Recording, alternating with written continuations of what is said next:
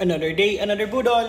Hi everyone, so for today's video is, ayan, mag-unbox tayo ng na-purchase natin again from Podium Sports Davao. So without further ado guys, ayan, unbox natin. So again, 10:20 na ngayon. Ang checkout ko dito sa Airbnb is maybe 12 or 11. So, ayun, nakapag-prepare na ako ng mga gamit. And now, para maiba naman yung background. So, ayan, mag-unbox tayo dito mismo sa Airbnb ng Inspiria. So, again, ayan, disclaimer lang, itong item is hindi sponsor. So, gaya ng sinabi ko, ito yung part 2 ng nabili natin sa Podium Sports. This time naman is SM Lanang naman ito. Like, sa nakwento ko yesterday is yun na yun nangyari. Buti na lang medyo na-cater ako ng maayos ng Podium Sports SM Lanang. Ayan. Nakilala ko si Ma'am Jillian. So siya kasi yung nagbigay or nagbenta ng item na pina-reserve ko. So yun yung reason kung bakit ako nasa Davao. And I found out guys na sana na lang is sa online lang talaga ako nagbili. Kasi ito kasi yung mga item na pinurchase ko ngayon is kaka-release niya lang yesterday. Wala pa siya sa website. Nung chinek ko sa website, available na siya. So maraming sizes doon. So anyway, ang dami kong sinabi. Unbox muna lang natin. So ayan. So inside this plastic bag is ito mismo. Another On Cloud. Ayan. So, yung style naman ito is ito yung Cloud Eclipse. Ayan. So, size 10 ako dito. If you remember, yung in-unbox ko is size 10.5 gawa nung wala na silang ibang size.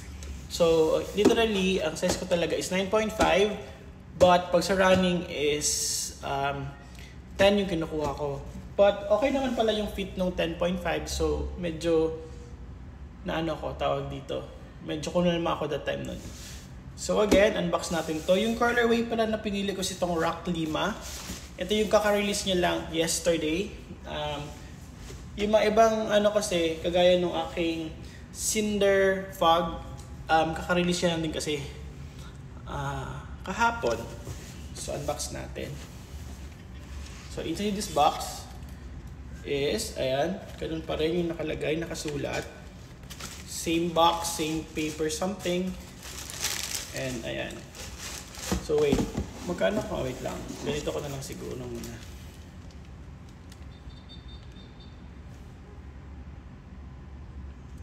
Okay. So for a while,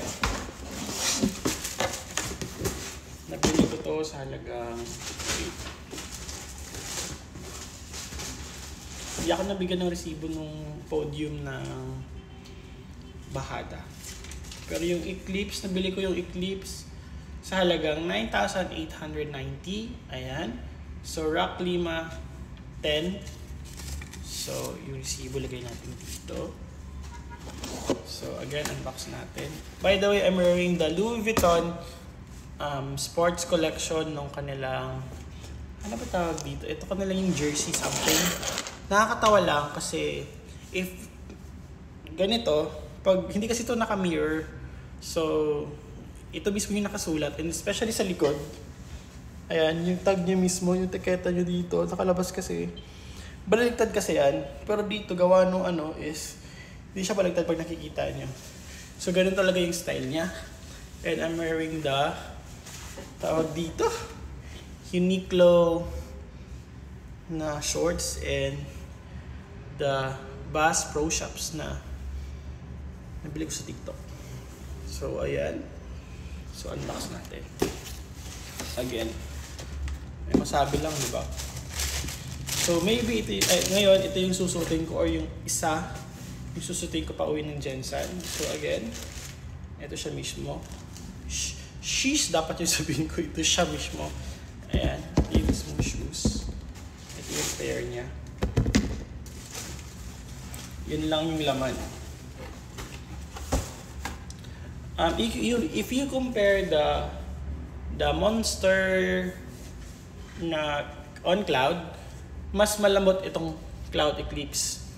Ito yung parang, ano nila, basta super lambot niya. Ang sarap niya sa paa. Ito. So siguro ito yung gagamitin kong daily run na lang sa Jensen. Ayan. Ang ganda talaga, promise. See? Tingnan nyo. May pink, may black, na may gray, na may mint color. Ayan. Diba? Super nice.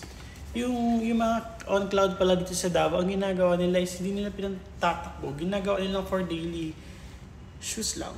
So, siguro yun lang din gawin ko sa Jensen. Dami ko ng on cloud. Ayan. Big shoutout to Marky. Si Marky kasi nagsabi sa akin na I need to buy the on cloud na shoes. Ayan. Siya si Chicken Adobo ng TikTok. Ayan. And then, ayun. May isang Cloud Monster 2 dala ko yung naantay. Yun na yung last kong monster na bibilhin. Kasi nakompleto ko na yung almost yung mga gusto kong design. Again, ayan. Ito yung Cloud Eclipse ng On Cloud. So, yun lang guys.